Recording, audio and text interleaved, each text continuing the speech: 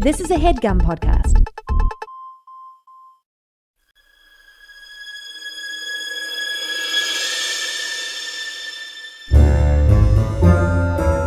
Oh, yeah. Welcome to A Funny Feeling Podcast. I'm Betsy Sidaro. And I'm Marcy Jarrow. This is a podcast where comedians tell us their paranormal experiences, and we listen to yours as well. Oh, yeah. And if you have one of these paranormal experiences that you want to share with us, please email it to us at funnyfeelingpod@gmail.com. Now get cozy. And prepare yourself to be scared silly. This is a Funny Feeling podcast. Marcy. Becky! That makes me giggle every time. Just started calling Betsy Becky. Now she's a real Becky to me. No. Very excited for our guest today. Yes. Can't wait for everyone to meet them. This is a first for us. We love when we make new friends on here, and we will be friends for life. That's just how it goes. Forever. That is. Yep. Afterlife as well. Yes, absolutely. Oh, yes. So we have from Punch Up the Jam, Evan Gregory. Welcome. Woo!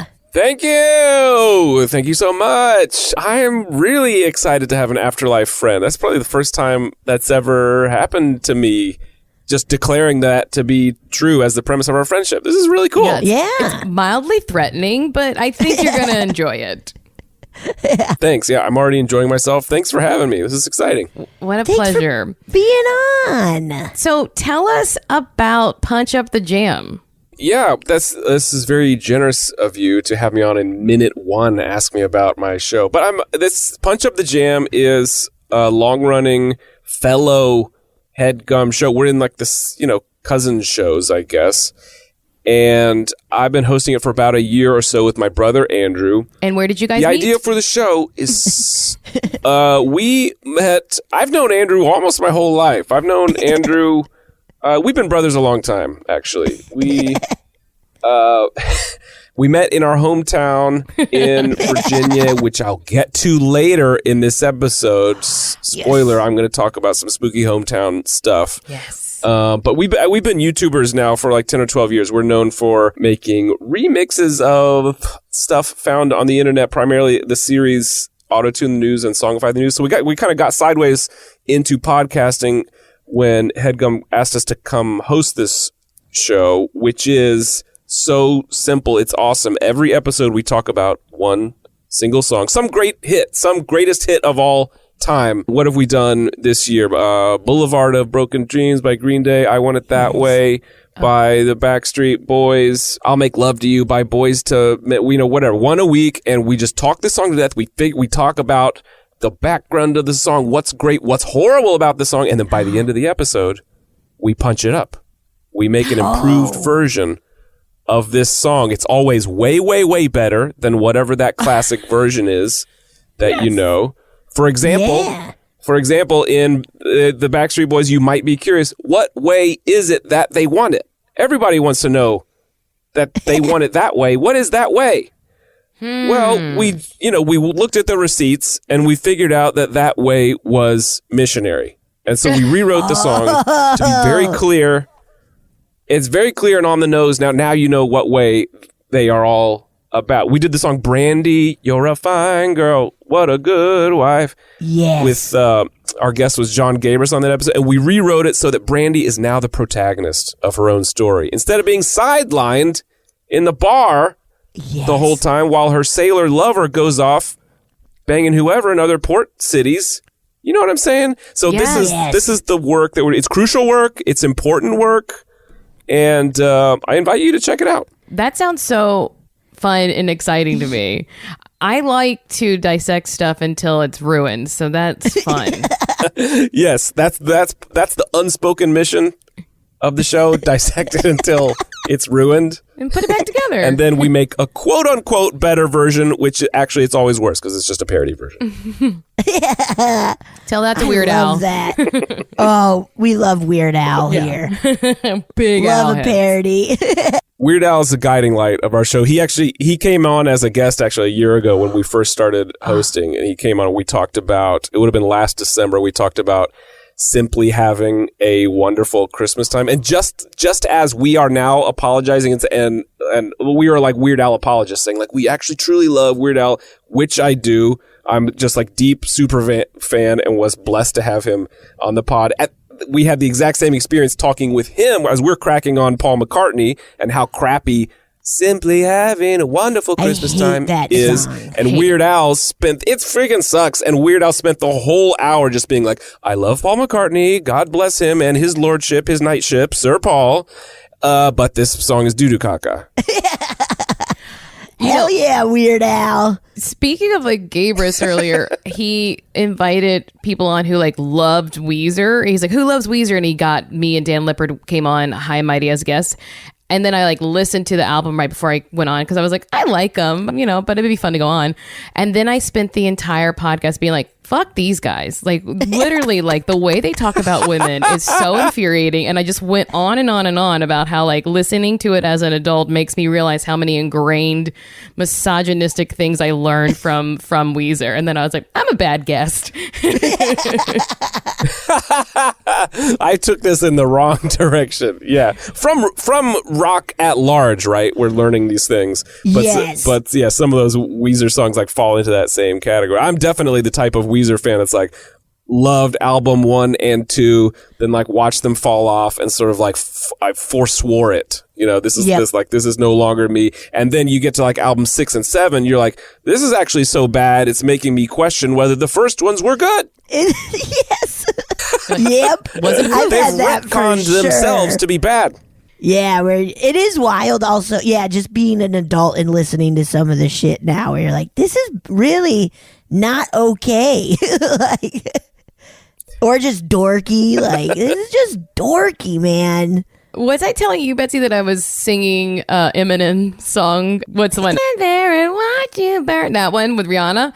And I was singing it in front of our friend's 5-year-old. And I got to the part like, next time, there won't be a next time. And then he just kept repeating that over and over. And I was like, okay, that's about killing someone. That is. And now a 5-year-old keeps saying, next time, there won't be a next time.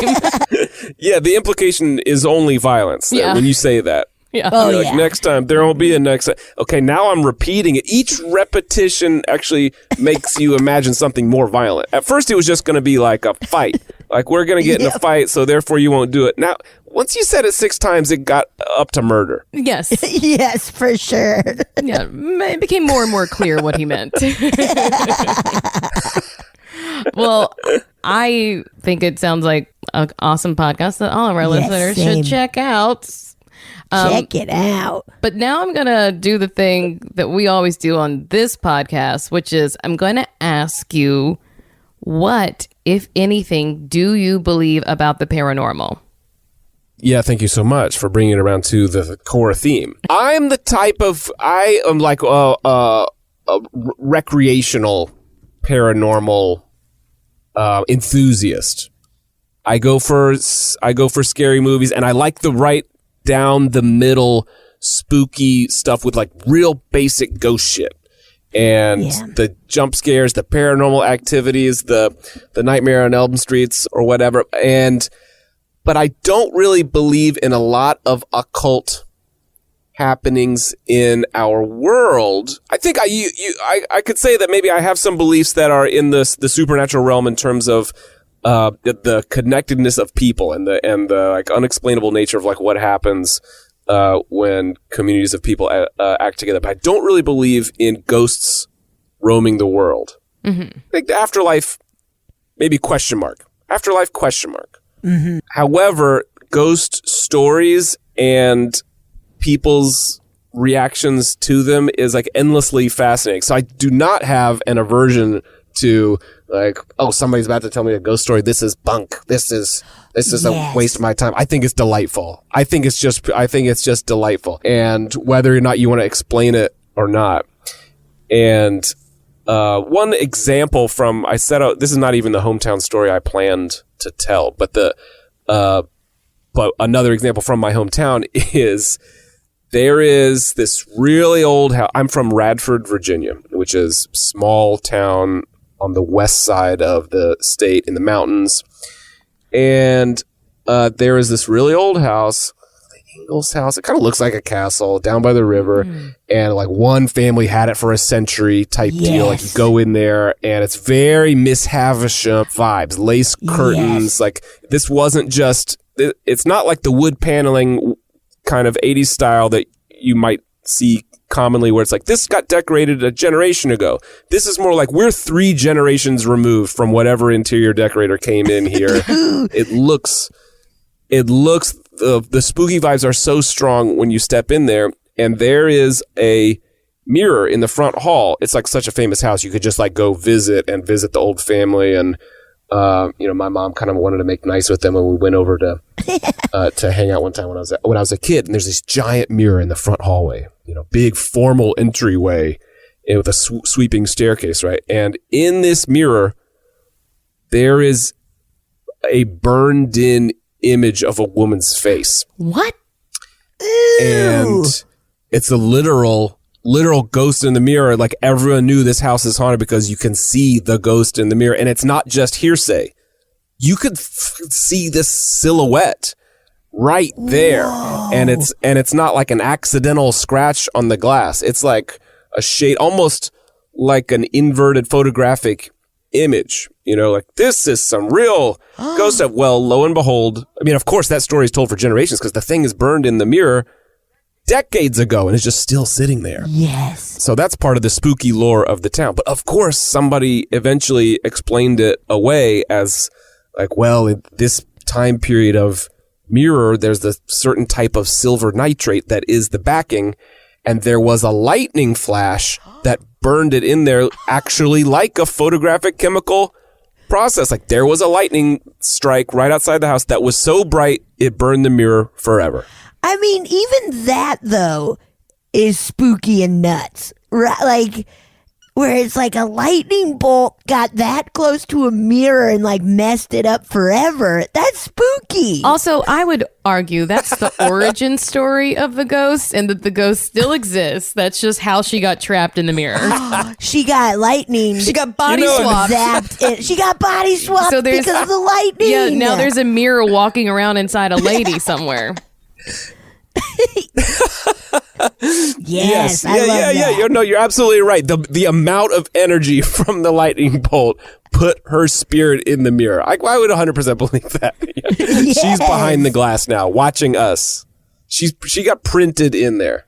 Yes. Oh my God. It is crazy that every time there's a lightning storm, someone does get body swapped, and it's upsetting, and it happens every day. And no one is talking about it. Nobody's ever talking about it. That should have been on the ballot in the midterms. Then I would have voted. Are you guys in California? You guys always have those crazy ballot propositions that are always like the lawmakers were like, this one's too hard for us. We're going to give this one back to the people to decide. Every election, we have to vote to let people on dialysis continue to live. We have to every time. We constantly voting about dialysis centers. Yeah, and they're really like Isn't sad. that like that's... Oh, sorry, go ahead. I don't know. Just it felt like the 21st century version of a ghost story. Like the voters said no, and all of the diabetes patients died and stayed to haunt the ballot box forever. Yeah, basically that's what the commercials are like. They're like, or I'll die, like that. They're like, truly, there's yes. like an old lady just like begging you to vote for it, and truly just like sitting in a wheelchair being like, please vote or I'll die. No, the worst ones are when it's a younger person and they're like, I will die. And you're like, so you see someone, you're like, they shouldn't die because they're young. Those old. You have to like confront your own. You're like confronting your own prejudices. Like they put a young, beautiful person in front of me, and it affected me It's more. exactly what they do. Just Yeah, like you the put an conservatives old, that were nasty kind of like, person. we're okay with COVID because the only people dying are the old people, right? It's like, this is kind of okay. It was the implied message for a long time. Yeah. But who is lobbying against the dialysis bill? Like, I don't know. I'm sure somebody who doesn't like public health Oh, to be subsidized. I bet. I don't know who those people are. I don't know them. But I think that's who it is. We get easy ones over here in New York, like that. At least in my experience, we had one this week that was like, the government has set aside $4 billion for combating climate change. Do you want to spend the money or let it sit there? Or some very extremely easy yes, you know? Yeah. How did we get on this? There was something very ghost. Oh, the lightning strikes. Yes, lightning strikes. Yeah, I would vote for. Yeah. Okay. It was like, stop the body swaps. Yes. Keep the spirits in the same bodies. Absolutely. Although, you know what? Actually, when I say it like that, it actually sounds like a bad culture war type thing. Now I'm actually sounding like a conservative. Like, people want the freedom to body swap, and we are not here for it. Stay in the body you were meant to. That's exactly. Right. I was like, my body, my choice. I want to swap.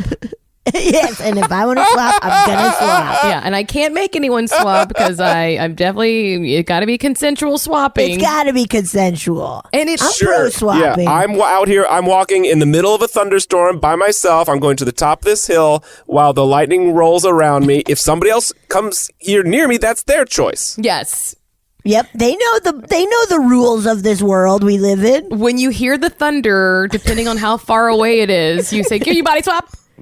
Yeah. Really fast. The body swap now. Body swap. Yeah, but when you run out there, you're looking at other people and you're like, these are all the people that wanted to get out of their bodies. That's not the body I wanted. I was hoping it was going to be, star of stage and screen Judge Reinhold or something. And I was going to body swap into him. Look, even Judge wants out of that body sometimes. It's true. It's true. You're right.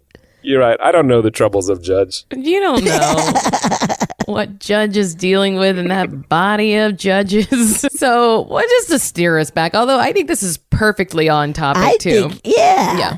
So this is how we're feeling about ghosts. What about other things in the paranormal realm? Like when it comes to, cryptids, UFOs, psychics. Mm-hmm. Okay. Oh, God. Psychics.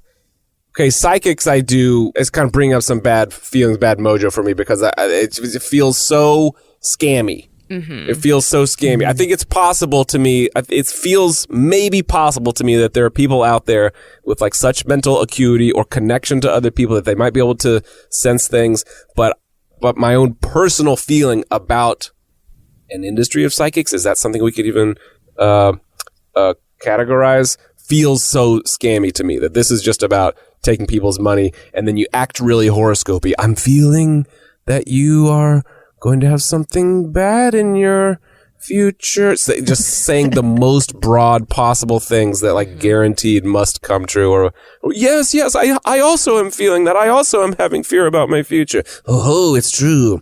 And now I'm talking to your grandmother. Is it true that she used to love you? Yes, she did love me. It feels kind of horoscopy and scammy to me. Now the UFO stuff, so I'm just like jumping from category to category. I like my math brain. I have like a math forward brain that very much is like there is guaranteed life in the universe. Yes. Absolutely. Yes. 110%. Can we ever see it?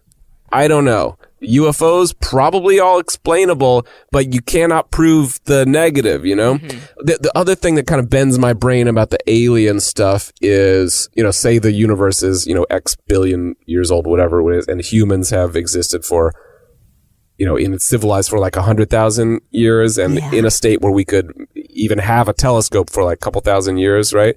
Which on the whole clock of existence is a microsecond, right? Mm-hmm. So imagine that, and how much longer could we possibly last on this earth? If we got 10,000 years, it'd be a shock, right? Yeah. So if an alien civilization exists for a similar length of time, how could that tiny sliver of time also line up with ours?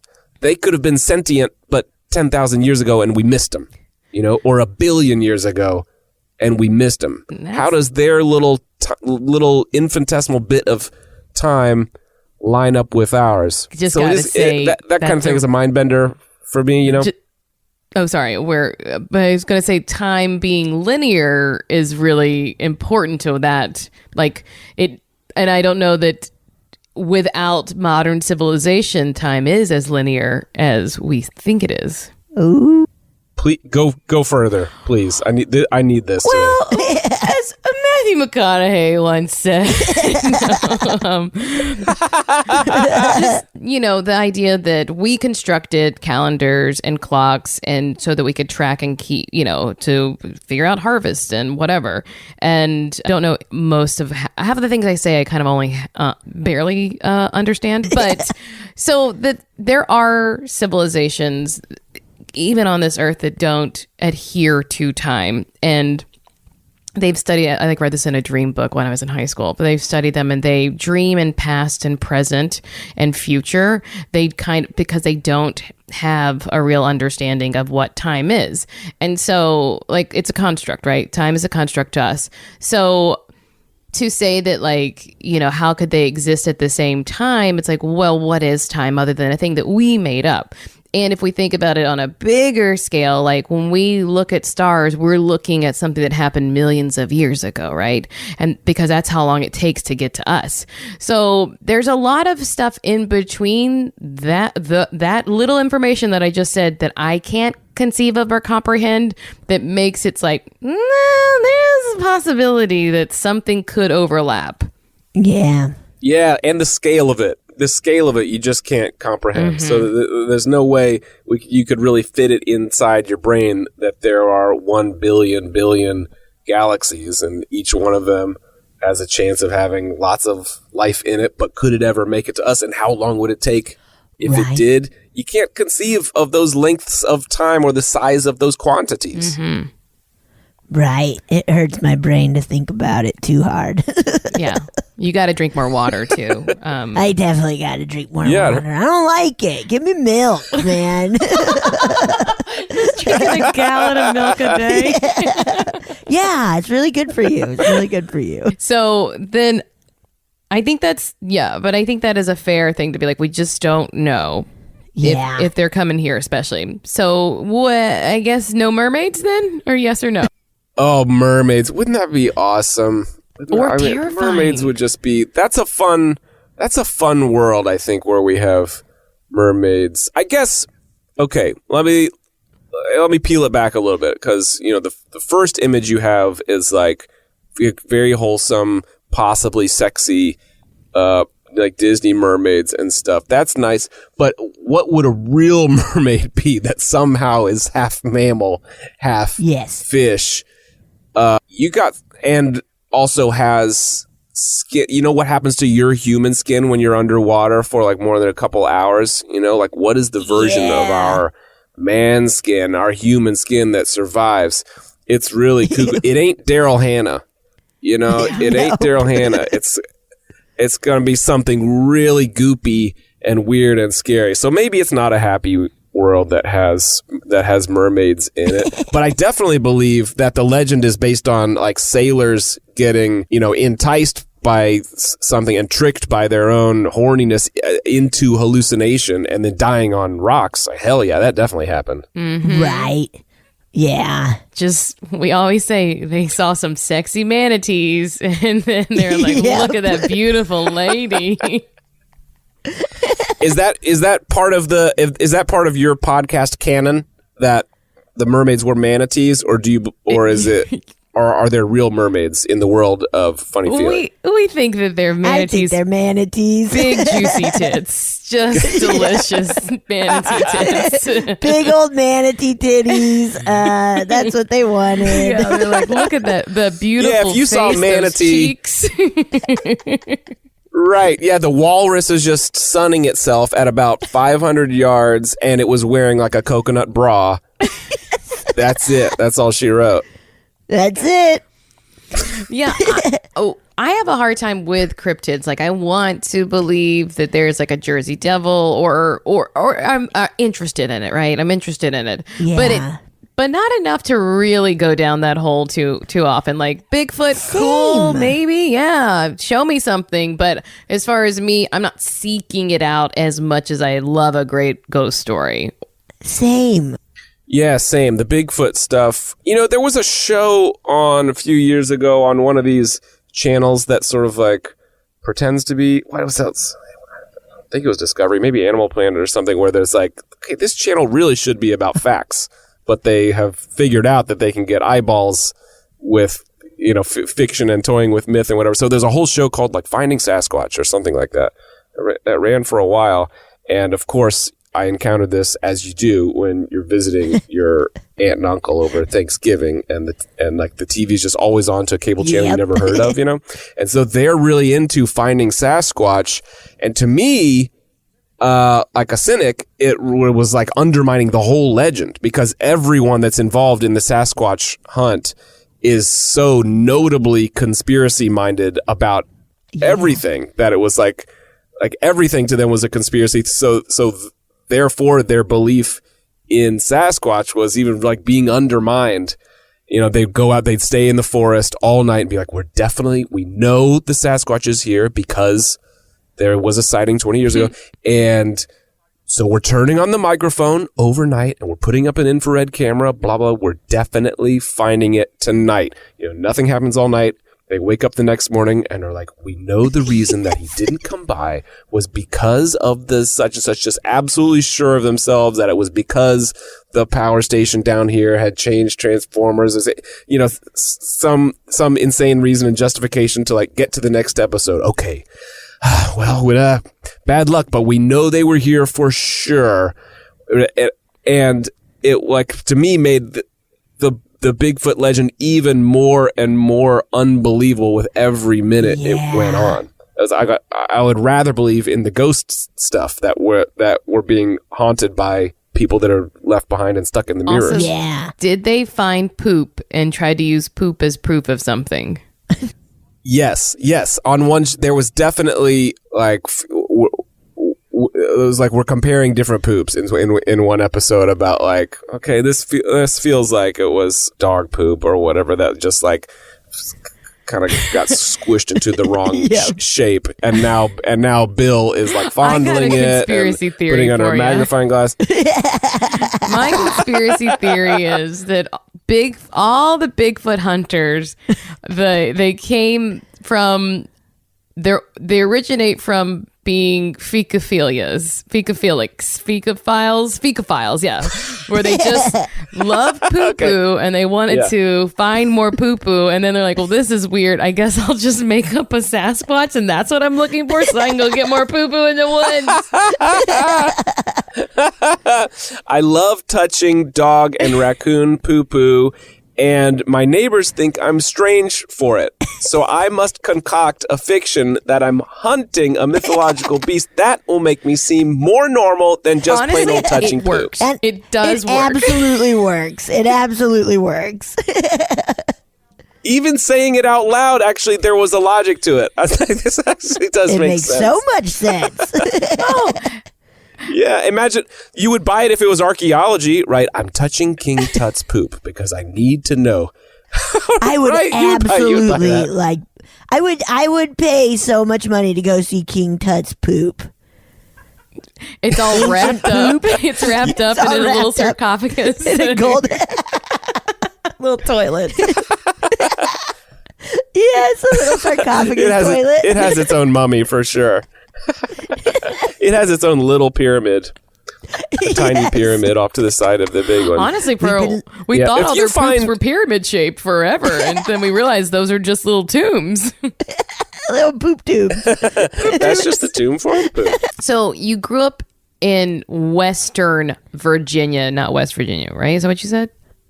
Correct. Not to be, oh man, and what a faux pas that would have been to my hometown, where you know how you always like dump on the thing that's next door to you, that like, I don't know, in New York City, people are always cracking on New Jersey and Long Island or whatever. In Northern Virginia, the urbane part of Virginia, they would be cracking on us. We were the hillbillies, right? So who do we shit on? Oh, it's the people from West Virginia. You know, if you were to actually compare us, we're exactly the same. But like, it would have been an insult to be like, oh, so you're from West Virginia? Not to be confused with the southwestern part of Virginia. Yes. But just go. It's like in the Blue Ridge Mountains, kind of, pretty rural, small town environment for me. There's this famous book. Well, I should put it to you. Have you ever heard of this book called The Long Way Home? You ever heard of this thing that was it's like a colonial era frontier story of a woman who got taken. There was like a colonial frontier war with the Native Americans, and the local Native American tribe like killed her family and took her and her sister and maybe some kids off with their tribe to like assimilate them as the women and children new property after they had killed the men in some frontier battle.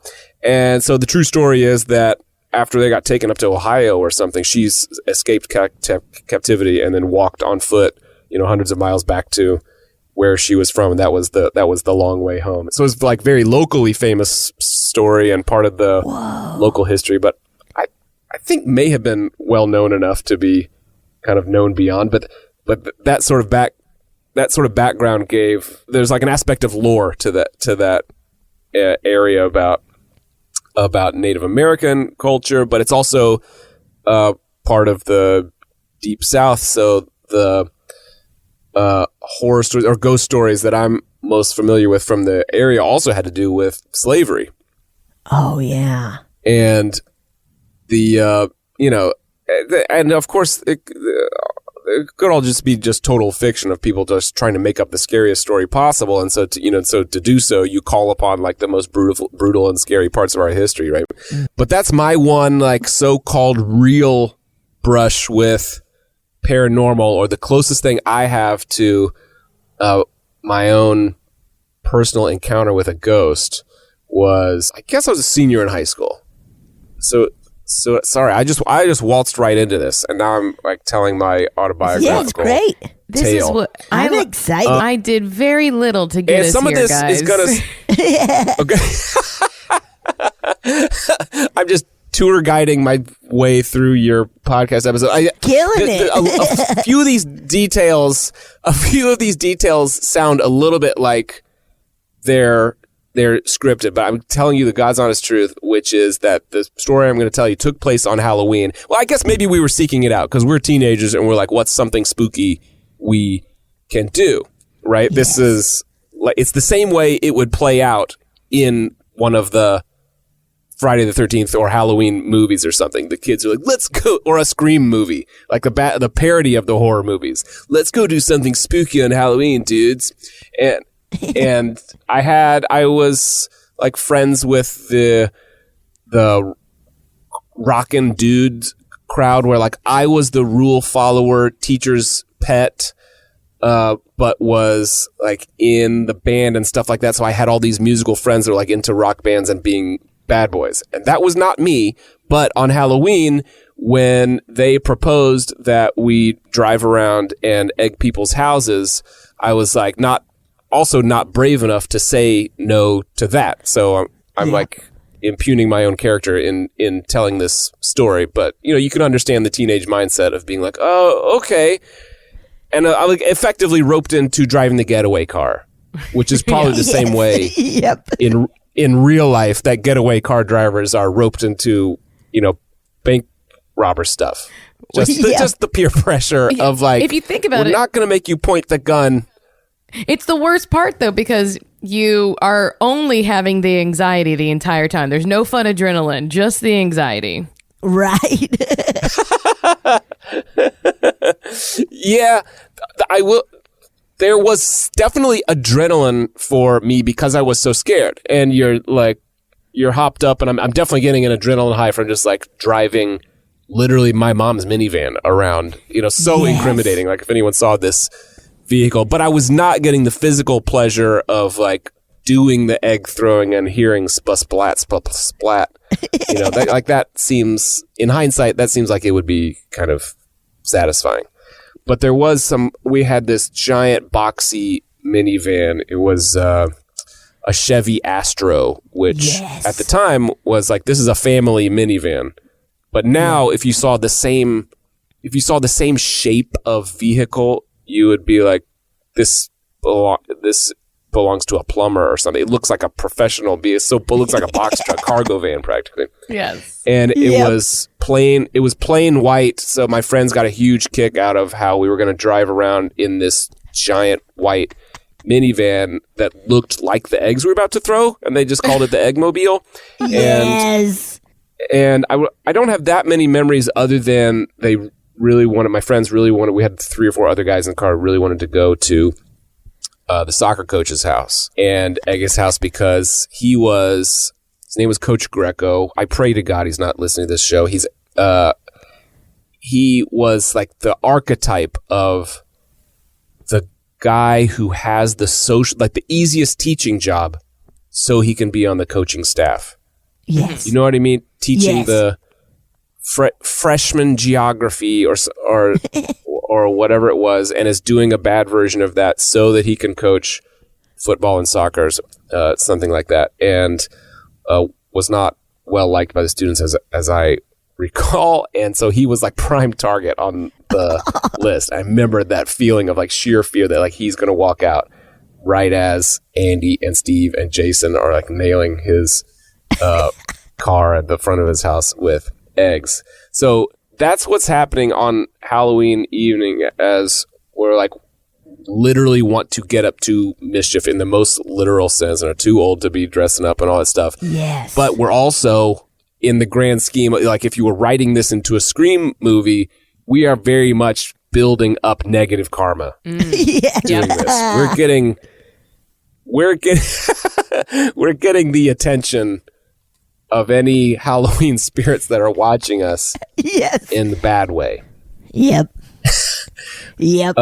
In a Scream movie, we're 100% getting stabbed at the end of this. We did not get stabbed that night, but somebody had the idea, like, oh, you know that story about the ghosts out on Route 11, like, we should go. And let's call these girls we were friends with. So, like, once there was, like, an opposite sex flirtation attraction thing happening, and once that had been proposed, it's like, now there's no backing down. Now we're going through with this. And the story was that up on this old ridge where you drive out of town, and immediately after you left the boundary of this small town, Radford, you're in the woods. The windy 2-lane road goes through the woods for 10, 15 minutes, like decently long ass drive to get to the next town. And you come out of town and there's this ridge, and supposedly from that ridge over to the next one had been an old farm operating with slaves on it 150 years prior, and there was an escaped slave killed on this hill, and you could still hear the chains of this ghost that was over there. That was the legend. Ooh. And we're in that spirit of it's Halloween and we're getting up to some mischief. That's when it occurs to you, like, let's go out there. And so we called some people and met out there. So we had like 3 carloads of teenagers, and it's like there's like crackling energy of like, oh, we have just been doing some trouble, and also we invited some girls, so there's a little machismo kind of stuff happening, and everybody be quiet, come on, it's like, hey, stop talking, Steve, you be quiet first. And it really never occurred to me that somebody could be trying to pull a stunt or a prank or plan this, because it really did feel very spontaneous that we're out there. So although that would be an obvious explanation, somehow to me it doesn't feel truthy. I don't feel that somebody pranked us.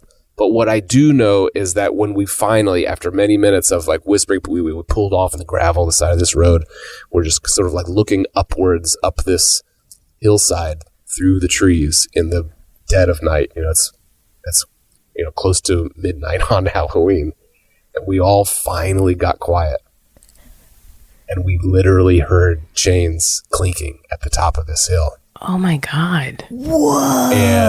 And we all lost it. There's like a moment of reaction where you're just looking at everybody else. Did everyone else hear what I just heard? And then we're all yelling and screaming and hyped up, and like no one saw any movement or anything like that. It's just so dark, but the sound came from down the hill, down to where we were like carried on the wind, very spooky and unmistakable. We all screamed, looked at each other, got right back in the cars and sped off. And that's it. I can't say that we were chased by any spirits or what happened. I don't remember whose house we went back to afterwards, but it was like we talked about it for about a day, like confirming that everyone had the same experience, that no one is like, I think I heard something, and then that caused other people to get scared. Like everyone's was sort of like confirming we all heard this. And then we sort of were like, I don't think we can talk about this much more. Like we're going to stop talking about this, or maybe we will get drawn into a story. Let's we're going to stop rehashing this and recounting this, and we need to try to return to normal life lest we prick this thing. And that makes perfect sense too. Like when something that one, it's hard to explain, and two, was really scary. Like I know I do just with normal stressors that I just like literally will forget about it. And then be like, why do I have a headache today? It's like, oh, I'm really stressed out from something that happened 3 days ago. Like, why am I feeling off? It's like, oh, something traumatic happened. Yeah, that's called PTSD. But yeah. Yep. I'm diagnosing you. Yes. Whoa. And you having like, Evan, you having that feeling of like, it was all very in the moment, like deciding to go, like that's such a gut instinct you have. And you seem like a person who is ready to be like, I'll find reasons for why this is happening. And so for you to be like, it didn't make sense that it was like a joke being played on us or anything, because it all was just so sudden and spontaneous. Like that's huge. Yeah, and that's a gut thing too, because I could never prove the negative. I could never prove that there wasn't somebody that I didn't know, but like all my friends are right there next to me. In theory, there could have been someone. I could never prove that there wasn't, because what we did not do was charge up into the woods with the flashlight to find, we did not do that. We took off up out of there. Yeah, that's the movie version. Yeah, on that like gut woods. level, like yes, you march into the woods, just like, well, the obvious thing is to walk right towards the dangerous thing. Mm-hmm. Yeah, but first, as we're walking up, let's like stop and have sex and stuff. Yeah, let's smoke weed. Wow. We need to get help. Should we walk down the road where there are likely to be houses? No, go straight into the woods. Yeah. Also, I will say a thing that adds validity to our whole generation is that we did not grow up with cell phones. So you can't call someone or text someone to like do it now. Now we're here. Like, like the pranking aspect was much harder back then when we were kids. Right. Yes, thank you. Yeah. That's so true. Like, so you have to set it in the time period, which is this is the time of landlines. To call our friends meant like stopping at somebody's house. You call over, and then sure enough, Olga was already over at Louisa's house, so we could get both of them at the same time and say, "Oh, you just bring the one car, come on over." And then once we're out there, no one is in touch with their parents or whatever, and their parents aren't tracking them on GPS or whatever. But Olga and Louise are your two older single aunts who live together, but they're not really your aunts, right? No, Olga and Louisa were like the two hottest girls in the class. Oh, those are the real names. They had the names. Those are the real names. There's no way they listen to this podcast. The cheerleaders of life have moved on and now are watching HGTV. I think like my friends, my friends, the rockers that went into like writing and comedy and whatever, like they're listening to this podcast for sure. Hi, Steve. Hi, Jason. Olga and Louisa. Thanks for listening. They're Thanks for watching. listening. Yeah, yeah. They are watching No Demo Reno. Yes. Whoa. That's a good... Because we got the email from y'all being like, we don't have anything. Like, I don't really have a story. And then you today were like, actually, I do have like one little story that could work. And it's like, this is gigantic. That's so spooky and like such a great paranormal story. Yeah. Also, like, we always find that people don't have stories, and then we start talking, and all of a sudden they're like, well, there was this one other thing that happened that my aunt Olga told me about, or whatever. My aunt Olga was the prettiest girl in school. I wouldn't say I had a crush on my aunt, but a lot of other people did. Yeah, the one story. And also, it's like, probably you're emailing with me and Andrew, and Andrew's like, no. And then once Andrew's out of the picture, I'm like, well, I can speak freely. I can speak my truth. Finally, I can tell my stories. Please don't tell him I said this, but he is a demon, was possessed as a child, never stopped being possessed. Oh, my brother Andrew is always making fun of me for how the ghosts are chasing me. Yeah, I'm pretty satisfied with that story. And also it reminds me of the classic witch hill that we've talked about many times. Is it every hometown, like not every, but like a lot of small towns have this like one hill where if you put your car in neutral, your car will go up the hill because there's a witch, and then there'll be handprints on the bumper. There'll be handprints. Yep. Oh yeah. Yes. Yeah. This had strong Witch Hill vibes. Mm-hmm. Yeah, I didn't think of putting the car in neutral, but yeah, feels almost certain there would have been fingerprints on the dusty bumper. Oh, well, yes. When you go back for the holidays, that's what you're doing. You're taking your rental car and you're putting it in neutral on the hill. Oh my gosh, so fun. Yeah, let's do it. I love an assignment. You guys are giving me assignments for the holidays. I'm doing that. Yeah, and then you got to update us. Now, where I'm from, there was this great legend of, not even a legend because it's at least partially true, that there's a cemetery in Springfield, Louisiana, where there's like a child's grave, and on the back of the grave is etched into it a child's drawing of what looks like to be the scene of his death, where he was struck by a car in a hit and run. He was in the road, his dog had been hit, and then he went out to check on his dog and someone hit him. And it's like a thing, you could look it up online, Springfield, Louisiana, grave, child drawing or whatever it is. You can, it's a thing you can Google. And, but when I was in high school, my best friend Rebecca and I went to go to the cemetery at night. I remember lying to her parents, being like, yeah, we're going to go get food or go to Walmart, whatever. And we drive out there. And parents, got it. Because if you say I'm going to go look at a grave, they're like, no, don't do that. Please. God, I remember we would get so stoned and just roam around Walmart.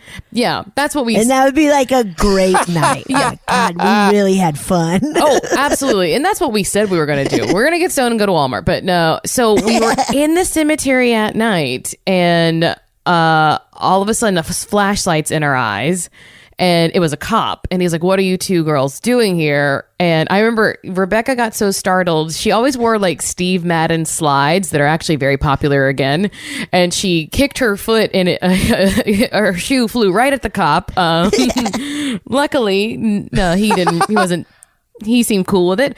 And so we tell him, we're like, oh, we're looking for the grave. And he's like, oh, well, it's not over there. It's over here. I'll come show you. And so he like took us over to look at it. Yeah, but it was like a real it. thing. And the legend was that when they put the grave up 5 days later, or however many days later, the engraved drawing appeared. And it was like deep in there. Like it wasn't like, like a scratch. It was like etched into the headstone. But it is like a weird thing. So you did see it. The cop took you over there and you saw the thing. Yep, absolutely. Real deal, baby. Whoa. Real deal. You know, I'm out here on Google now that you're talking about it, and I just to find the images because I must see it. And I guess what I'm surprised about is how detailed it is. This is not just like one stick figure and a car. This is like a bird's eye view of like streets and intersections, but as if done by a child, and like things are labeled. There's like there's a lot of content in this thing. And it's and the child's name is Michael Brown. Although he does look to be older than a child because he was born in 1967 and died in 1983. So not a child. But yeah, the image is pretty clear. And yeah, this is a Civil War era graveyard. I don't know that it's from the Civil War era. Okay, yeah. Yeah, he was 15, struck by an unknown motorist. And the clincher is after he was buried, the tombstone put in its place had a childlike drawing appeared. Yeah, that's the story. And I saw it with my own eyes. But here's the thing. Wow. If someone paid to have this done, that's very strange too. Ew. Like, no matter how you slice it, this is a very weird thing to be on a headstone. Yeah. Betsy, are you looking at it right now? I'm looking at it right now. Ooh. And when you see if you look at the close up, you see the names of people. You see his name, Michael Brown, and okay, his body does seem to be laying on the ground, and it does have a thought bubble that says "I love it." So I don't know what that's about. I hate to laugh at this. I love it. I love it. Yeah, I'll have to like make sure to include this. I forget to post pictures all the time, so I apologize, guys. So we'll see what happens. But this is like the fun, like not fun. It's fun. It's interesting to like hear these local urban legends, and all small towns have something, maybe not as specific and, you know, something that is, wow, tangible as this, but every town's got something. So even if people say we don't have a story, you got something weird that happened. Yes.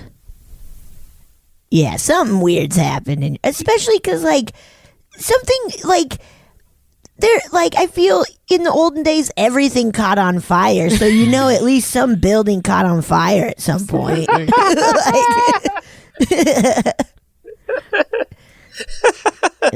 Yeah, I don't know that we could really categorize that as something weird that happened, but just the absolute certainty that someone burned to death in your hometown is just like, you know, that's sort of like a security blanket of weirdness. Like, at least that happened. Yes. At least. We know at least somebody burned to death in this place. You can always count on a tragic death. You truly can. There's a lot of them everywhere. Every damn day. How do you feel about listening to one of our listeners' stories? Oh my gosh, I feel so good about it. Quite frankly, I've just been like, I've really been so excited about it. I can't wait. Okay, well, yes. I hope these people gave us a good one then. All right, you ready? Yes. Okay. Hi, Betsy and Marcy. This is Winona. I have another quick story that I wanted to share with you guys. But before I get started, I want to thank you both so much for this podcast. It is truly my number one favorite podcast. I try to get people to listen as much as I can, but it turns out most of my friends are scaredy cats, so they probably will not be subscribing anytime soon. But thank you so much. You guys make my workday fly by, and I appreciate it so much. So this is a really quick story. This took place in the apartment where I told you there was the creep that was trying to scare my cats. And just to preface, I don't get sleep paralysis that often. It happened a lot more when I was in college. If you remember my story about that and the thing that I saw in Falkirk at UCR. But aside from that, I really never got sleep paralysis before and don't get it too much since.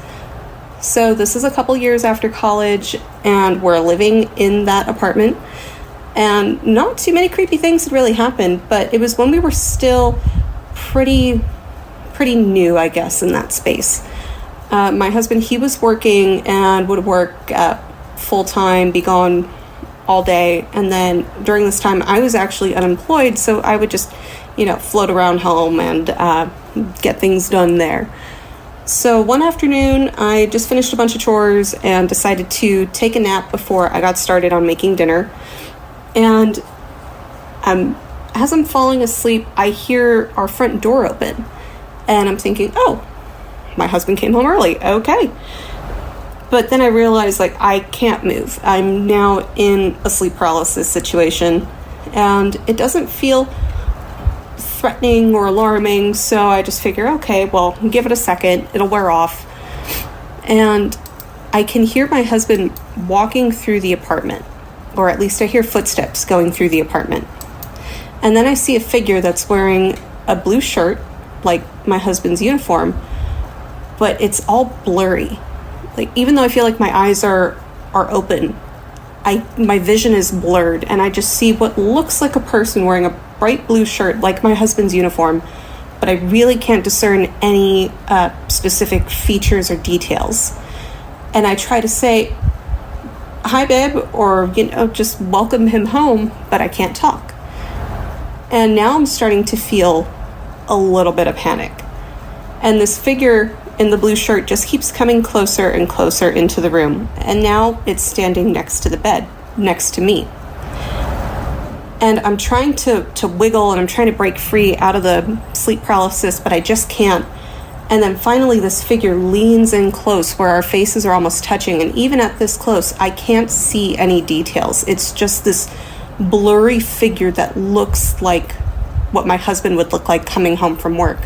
And this thing leans in right next to my face and says, "That was close." And then quickly pulls back, and all of a sudden the sleep paralysis is broken. I am able to move again. I immediately hop out of bed. I'm calling for my husband, where are you? Hello, babe, you home? Nothing. I searched the whole apartment. Nobody has been home yet. I even call him and ask him, did you just come in? And he said, no, he's not going to be home for another hour. I was freaked the fuck out. I promptly left the apartment and just drove around for an hour or so until my husband came home because I was not comfortable staying in there by myself. So that's it. Hopefully you guys enjoyed this story. Hopefully your listeners liked it too. And thanks again for having this podcast. Bye. What the fuck was that about? See, I clap for that story. Wow.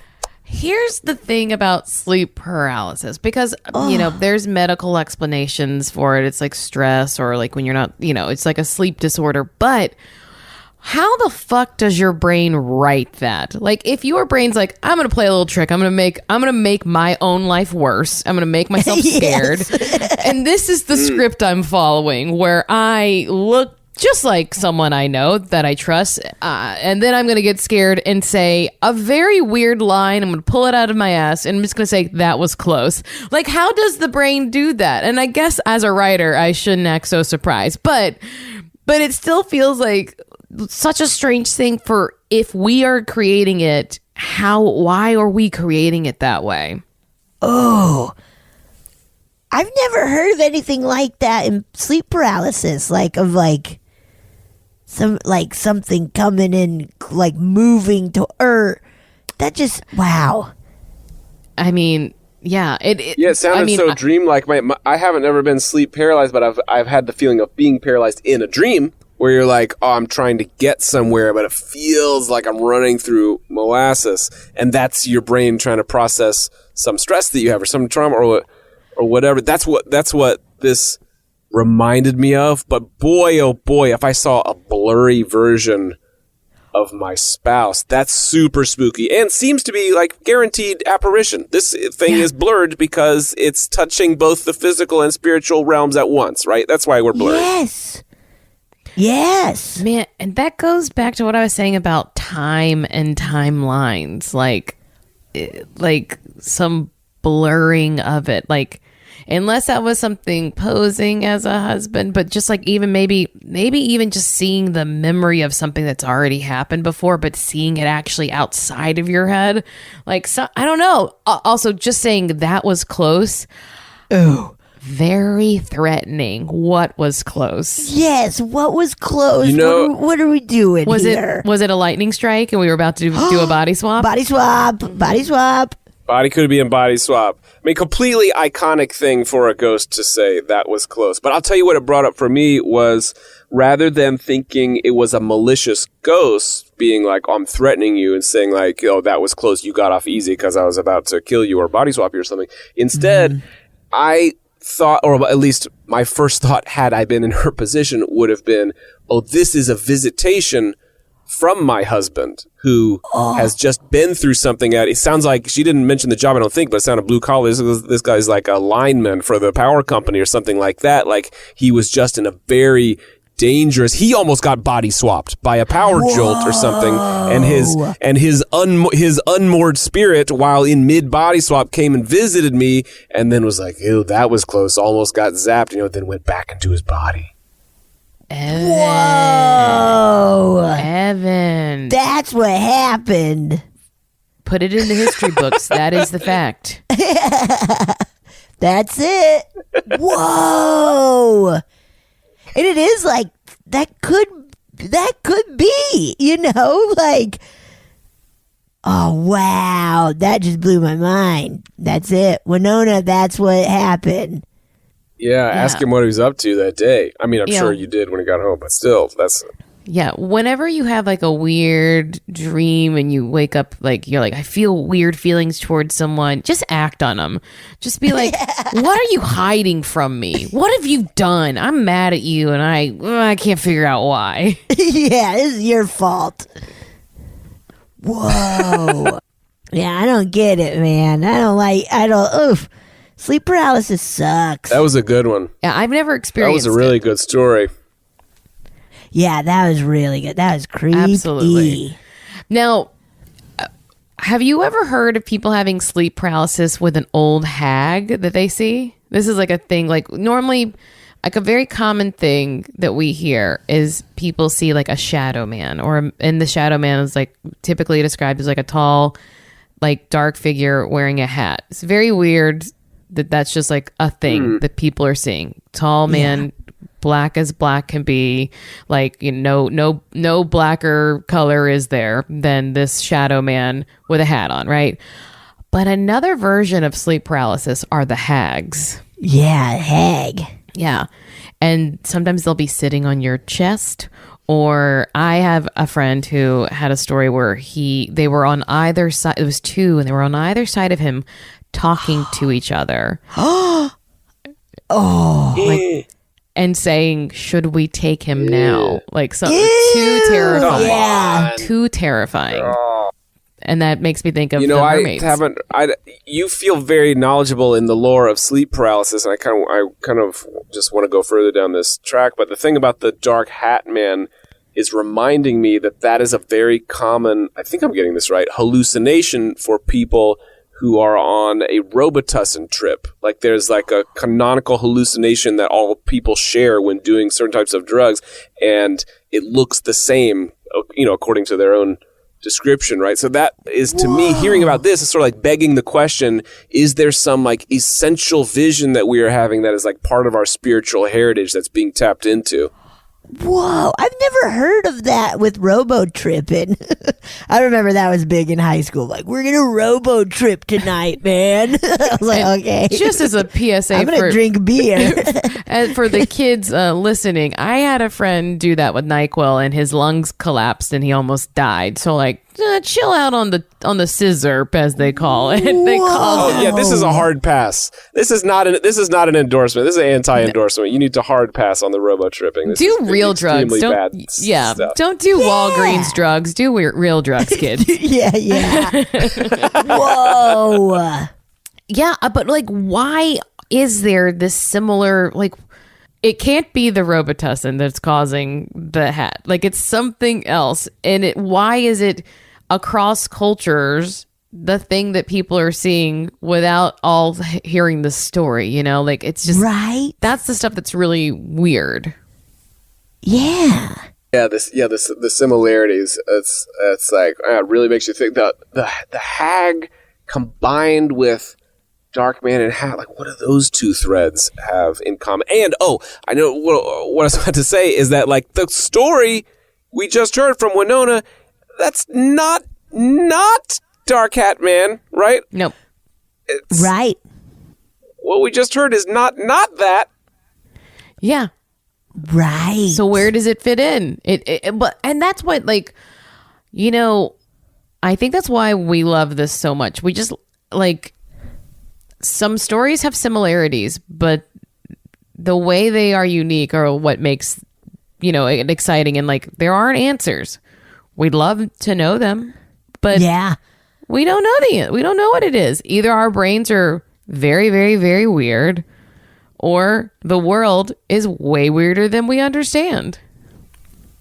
I think it's both. Yeah. Our brains are weird and the world is weird. Yep. Both of these things can be way weirder than we know. Absolutely. Yes. Yeah.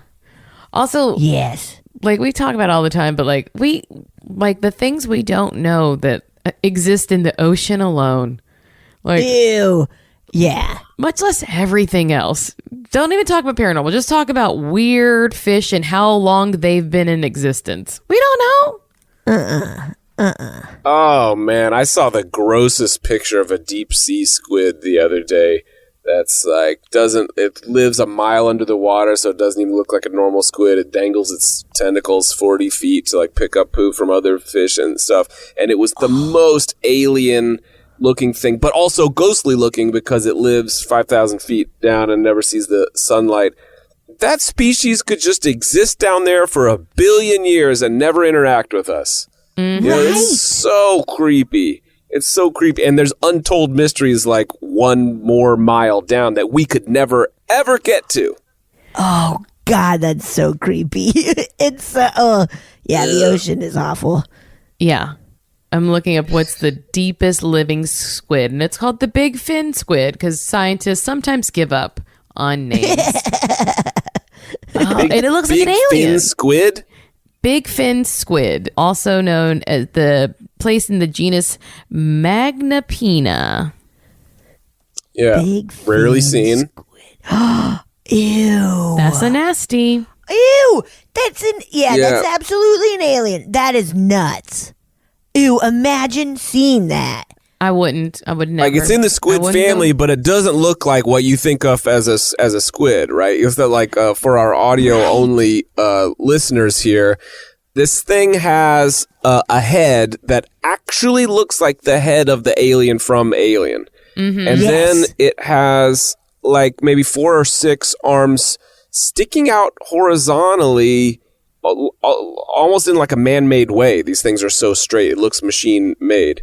And then the tentacles sort of dangle from that. And it says that these things are like 40 feet long, but they look like, what is this? It looks like the handle that a marionette puppeteer would hold, where you've got the little wooden handle that has 4 very long strings hanging on it to move the marionette limbs. That's the length of these tentacles, that they look like puppeteer strings, but mounted by the head of a carnivorous alien. Oh, God. Good description. Yeah. You nailed it.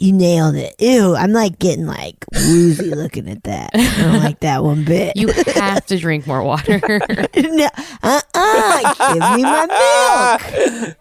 Give me my milk. 2%. I was joking recently, like, I'd rather take Tylenol. No, thank you, water. Get out of here, water. Man, there's so many freaky things out in the world that honestly, ghosts, the least of our worries. Yeah. I feel like maybe there's some overlap, just even surfing around on these pictures, being like, this animal is adjacent to ghosts. This animal could be haunting me, and probably this animal is more in tune with the spirit world than I can be with my sentient brain that's so bothered with rational things and the cares of this world. You know who doesn't give a shit about spreadsheets and my to-do list is a big fin squid. They're just trying to dangle their little arms and catch a fish. That's all they want. That's all they want. That's all they want. And they're pissed that a camera made it down. Yeah. And they're like, oh man, now I'm on the internet. I don't want to be on the internet. We're trying to be Come low on. profile now. Yeah. God. Shit. I don't want to turn you guys onto this. I know you're trying to wrap up the pod because you're being responsible.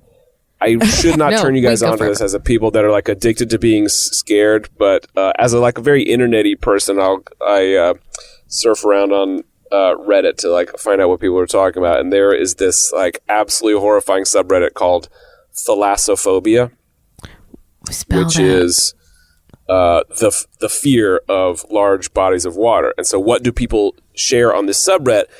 But just pictures of the scary stuff that is in the deep reaches of the ocean. Oh God. Like this type of squid, or all the creepy fish that are down there that like professionally look scary because they've never seen light and their whole thing is eating other fish and scavenging and doing all sorts of untold horrible things. So if you guys really want to get spooked, it's like this is where the animal world meets the ghost world for sure. Thalassophobia. Strong recommend for you guys. No, I anti-recommend it for almost anyone else, but with you and your particular proclivities, I recommend it. You know, Ooh. I've had an experience of it before when for a month time, I was on a cruise ship in the Alaskan Gulf. Ugh. And I remember one night we were out on the deck and we were just looking out into the Alaskan Gulf, and we were just like, oh my God, it's so vast. And we just got really scared. And I remember we all ran inside, but they're like, we still can't get away from it because it's too big. It's too big and scary. All of it. I don't need to be near the ocean. Yeah. Same thing with space. Too big. Yeah, particularly the Alaskan Gulf, where you're like, not only can I not see land right now as far as the eye can see, but also all of the water around me is utterly frigid and lethal. Yes. I cannot even touch this water or I'll get hypochondria and die. Yes. Oof. Yeah. Too scary. It's too, it's too bleak out there. Yeah. Yeah. Oof. And that's why I never had sex on a balcony where someone could bone me off and I would fall into the Gulf. That's why. That's why. How did we get here? Everybody's asking you to do it. And I was like, no, I'm responsible. Everybody else is there just for the balcony boning. Yeah. Not me. Ain't gonna catch me flying overboard.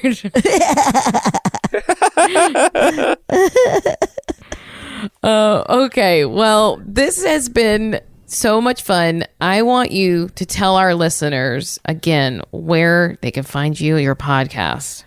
Thank you so much. You can follow me online on the platforms at GetSomeEvan, and my show Punch Up the Jam is also at Punch Up the Jam. Follow if you want to find out when we have hilarious guests and putting out songs and stuff like that. All of our punch ups we put on Patreon. But the main thing is you could just slide right over on the podcast platform of your choice and check out an episode and find out how we improve the crucial, most important songs from the 70s, 80s, and today. Hell yeah. Yes. This was Evan, great. thank you so much. Yes, thank you. This is so much fun. This was a giant treat. Thanks for inviting me. I had a blast. Yeah, thanks for doing it. This is so fun. Hell yeah. Oh, yeah. Thank you so much for listening to A Funny Feeling. If you have a paranormal experience that you would like to share, please send us a voice memo, or you can email us just a letter at funnyfeelingpod@gmail.com. I'm Marcy. I'm Betsy, and don't shit your pants.